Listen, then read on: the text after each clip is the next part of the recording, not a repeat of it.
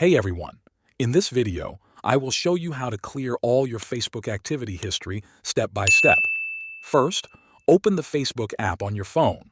Once you are on the home screen, look for the menu icon in the top right corner. Tap on it.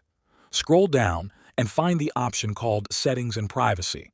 Tap on it and then select Settings. In the Settings menu, look for a section called Your Activity.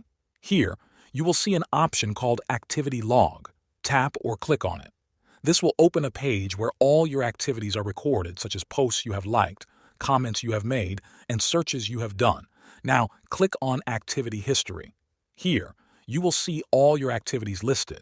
If you want to delete one specific activity, tap on the three dots next to that activity and select Delete. Repeat this step for any individual activity you want to remove.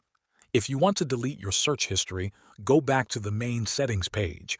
Scroll down and tap on Account Center. Inside the Account Center, tap on your information and permissions. Here, look for Search History and select it.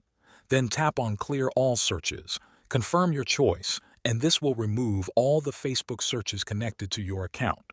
That is how you can clear your entire Facebook activity history and search history. Thanks for watching.